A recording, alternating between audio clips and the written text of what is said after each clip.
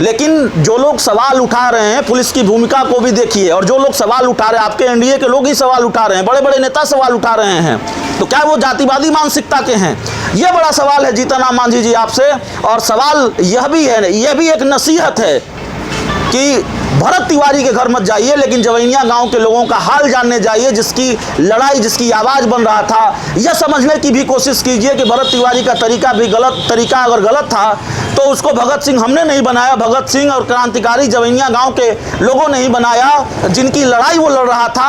और जो भरत तिवारी है उनके घर पर मत जाइए, जवैनिया गांव के लोगों का दर्द समझने जाइए। बिहार के आप मुख्यमंत्री रहे हैं, केंद्र सरकार में मंत्री हैं, जनप्रतिनिधि हैं, तो मत जाइएगा भरत तिवारी के घर पर। जवैनिया गांव के विस्थापितों को जहां जमीन दी गई है उसको देख लीजिए। नमस्कार, आप देख रहे हैं 4 PM और मैं हूं अभिषेक मिश्रा।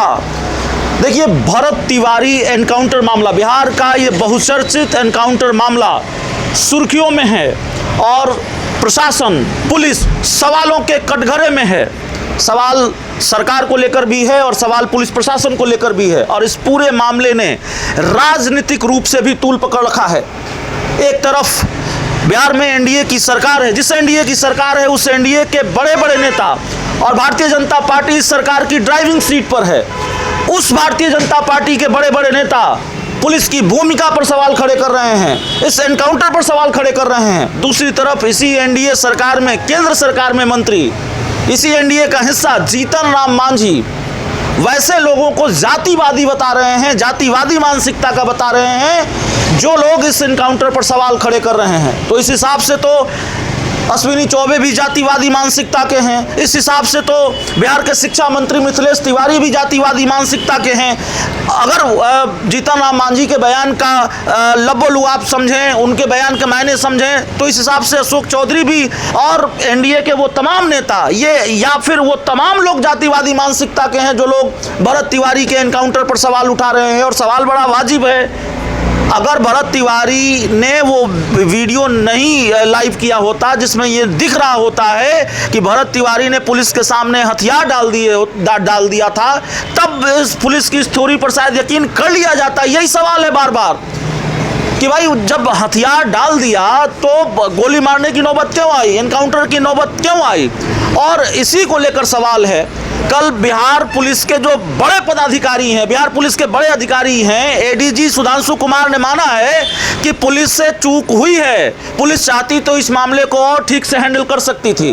तो अब तो पुलिस के बड़े अधिकारी भी मान रहे हैं। बिहार के मुख्यमंत्री सम्राट चौधरी ने न्यायिक जांच के आदेश दिए हैं, लेकिन केंद्रीय मंत्री और हिंदुस्तानी आवाम मोर्चा के संरक्षक जीतन राम मांझी को लगता है कि जो लोग भी भरत तिवारी के एनकाउंटर पर सवाल उठा रहे हैं वो जातिवादी मानसिकता के हैं।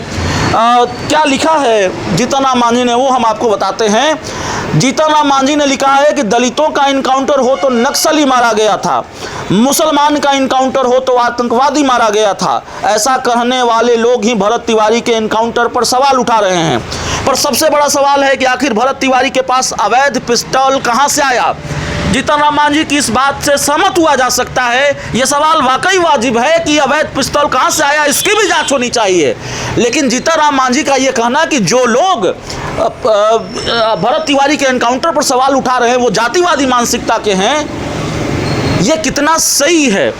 क्योंकि पुलिस की भूमिका संदिग्ध है इस पूरे मामले में, ये बात साफ तौर पर नजर आ रही है। और न्यायिक जांच में जो फैसला होगा, जाहिर तौर पर हम फैसला सुनाने का अधिकार नहीं रखते, लेकिन प्रथम दृष्टया, जिसको कहते हैं पहली नज़र में जो बात सामने आई है वो सामने यही आई है कि भरत तिवारी बजाबता फेसबुक लाइव कर रहा था, बजाबता अपने वीडियो को लाइव चला रहा था, और उसमें वो दिखा कि उसने हथियार डाल दिए पुलिस के सामने, और उसके बाद उसका इनकाउंटर हुआ। तो जाहिर तौर पर पुलिस की भूमिका संदिग्ध मानी जाएगी कि नहीं मानी जाएगी, और इस इनकाउंटर को क्या वैध ठहराया जा सकता है, यह बड़ा सवाल है। और ये सवाल हम नहीं उठा रहे हैं, कल अश्विनी चौबे ने उठाया, उनकी प्रेस कॉन्फ्रेंस में हम मौजूद थे, और यही सवाल बिहार के शिक्षा मंत्री मिथिलेश तिवारी ने उठाया, यही सवाल एनडीए के बड़े बड़े नेताओं ने उठाया, यही सवाल अशोक चौधरी ने उठाया।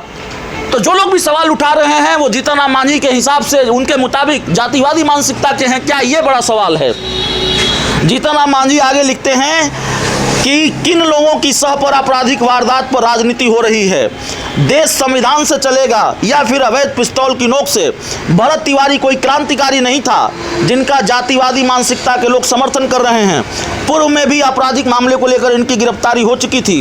वैसे चित्रा त्रिपाठी जी, कुछ लोगों के लिए लाइन सटीक है, लश्कर भी तुम्हारा है, सरदार भी तुम्हारा है, तुम झूठ को सच लिख दो, अखबार तुम्हारा है। जीतनराम मांझी ने डायलॉग अच्छा लिखा है, लेकिन जीतनराम मांझी को एक सलाह होगी, भरत तिवारी के एनकाउंटर को सही ठहराइए।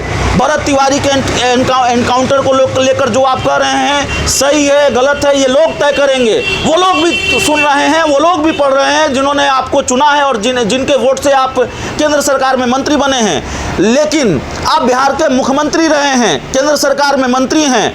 मत जाइए भरत तिवारी के घर पर, चले जाइए उस जवैनिया गांव के लोगों का हाल जानने, चले जाइए उन विस्थापितों का दर्द समझने के लिए, सुनने के लिए। मत जाइएगा भरत तिवारी के घर पर, लेकिन जवैनिया गांव के लोगों का हाल तो जानिए।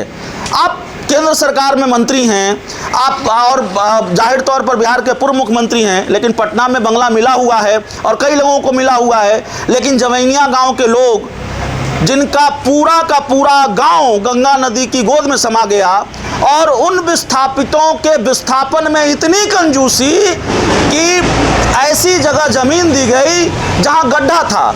यही सवाल तो भरत तिवारी उठा रहा था, तरीका गलत था। भरत तिवारी ने लक्ष्मण रेखा लांघी थी, इसमें कहीं कोई दो राय नहीं है। और भरत तिवारी के तरीके को कतई जायज़ तरीका नहीं कहा जा सकता, उसको आदर्श तरीका नहीं कहा जा सकता। तो ठीक है, गलत ठहराइए, लेकिन जो लोग सवाल उठा रहे हैं, पुलिस की भूमिका को भी देखिए। और जो लोग सवाल उठा रहे हैं, आपके एनडीए के लोग ही सवाल उठा रहे हैं, बड़े बड़े नेता सवाल उठा रहे हैं, तो क्या वो जातिवादी मानसिकता के हैं? यह बड़ा सवाल है जीतनराम मांझी जी आपसे। और सवाल यह भी है, यह भी एक नसीहत है कि भरत तिवारी के घर मत जाइए, लेकिन जवैनिया गांव के लोगों का हाल जानने जाइए, जिसकी लड़ाई, जिसकी आवाज़ बन रहा था। यह समझने की भी कोशिश कीजिए कि भरत तिवारी का तरीका भी तरीका अगर गलत था तो उसको भगत सिंह हमने नहीं बनाया, भगत सिंह और क्रांतिकारी जवैनिया गांव के लोगों ने ही बनाया, जिनकी लड़ाई वो लड़ रहा था। और जो भरत तिवारी है उनके घर पर मत जाइए, जवैनिया गाँव के लोगों का दर्द समझने जाइए। बिहार के आप मुख्यमंत्री रहे हैं, केंद्र सरकार में मंत्री हैं, जनप्रतिनिधि हैं, तो मत जाइएगा भरत तिवारी के घर पर। जवैनिया गांव के विस्थापितों को जहां जमीन दी गई है उसको देख लीजिए, वहां चले जाइए, हमारी सलाह है। बहुत बहुत धन्यवाद।